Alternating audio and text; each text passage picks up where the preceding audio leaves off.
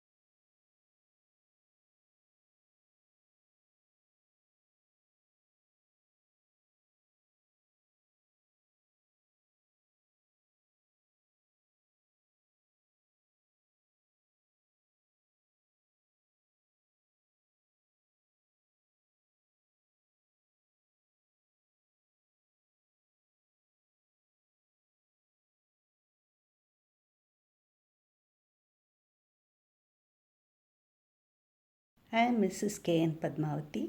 I am a teacher in St. Francis Girls High School. Definitely, the outbreak affected my day to day life. I miss my students, I miss going to school, and my students are missing the most crucial part of the academic year.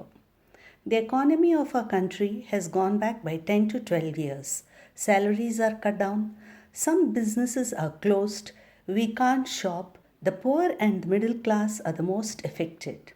But health is definitely more important than economy. Social distancing is very important as this virus easily spreads. The old and the very young are very vulnerable. We all would like to be with family and spend time, but migrating when the virus is rampant is not advisable.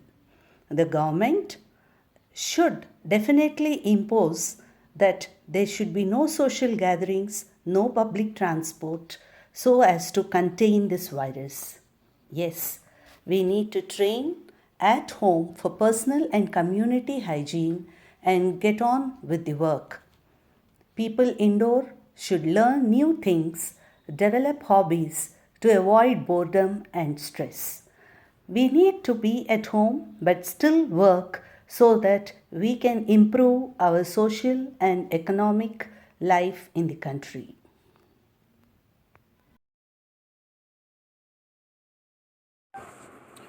My name is Dr. Harsha. I specialize in radiology, which is the science of taking X-rays, CT scans, and ultrasounds.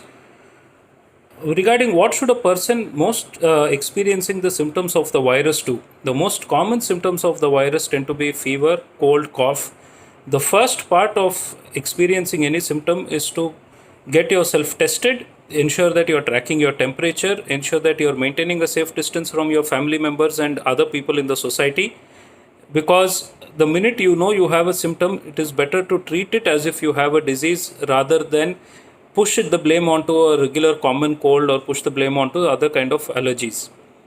What are the most common symptoms and how life-threatening can they get? The most common symptom is cough, followed by difficulty in breathing, temperature. Regarding the risk, there are people who are asymptomatic who have had very critical responses to the disease, as well as there are people with significant symptoms who have recovered fairly.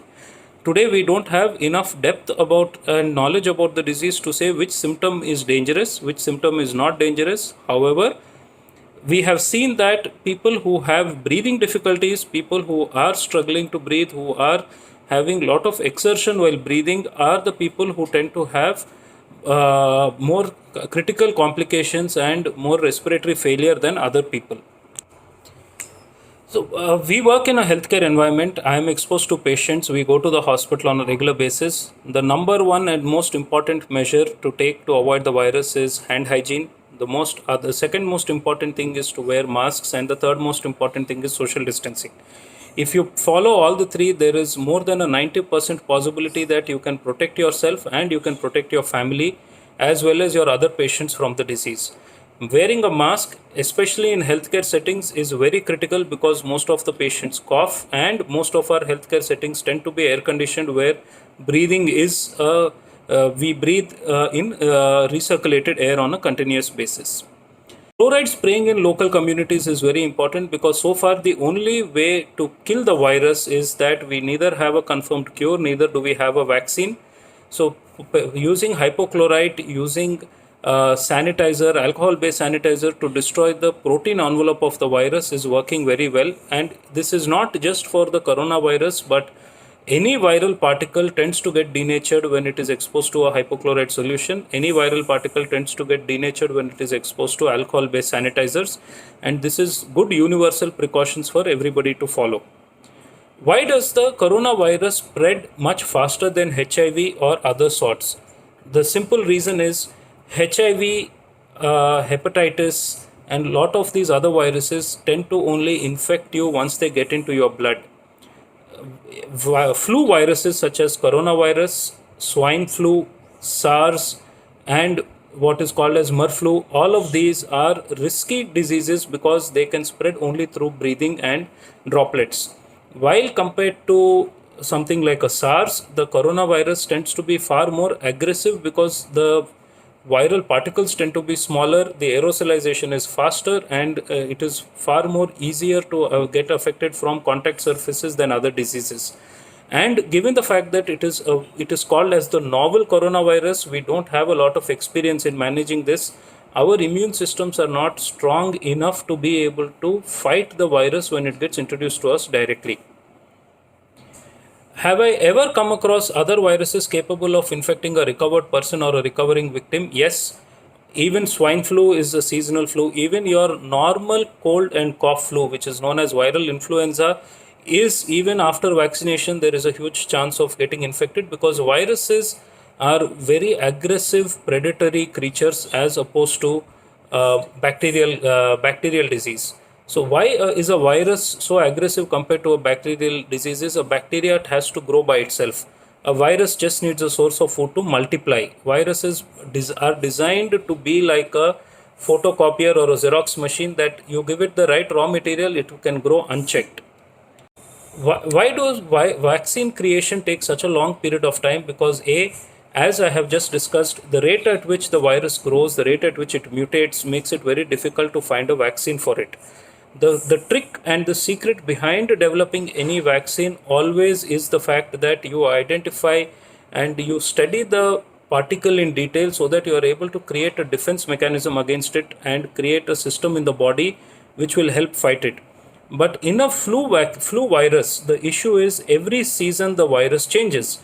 For example, if you take swine flu, you have right from H1N1 type to H5N9 type. So there are about 20 types, 30 types, different types of viruses, each of which needs a dedicated vaccine, which makes vaccine preparation efforts very difficult and very futile.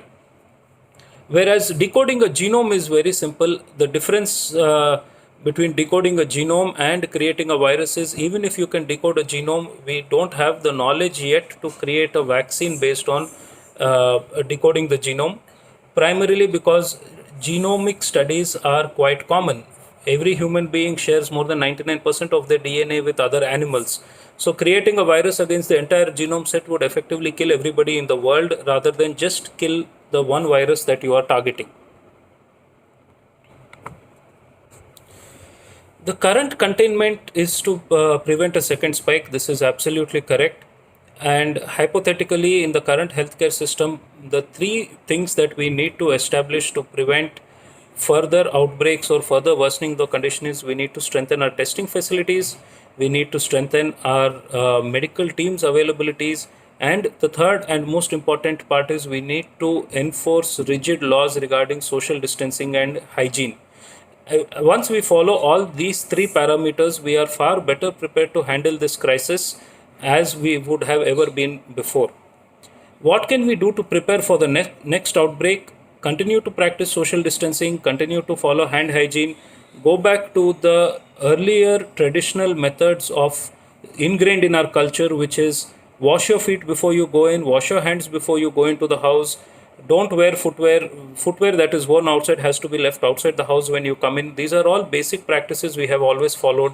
We have always been a culture where we greet people using a namaste rather than a shake hand, and these are habits we need to strictly reinforce to ensure that we are well prepared to prevent and protect ourselves and the rest of our community from the next outbreak. Thank you.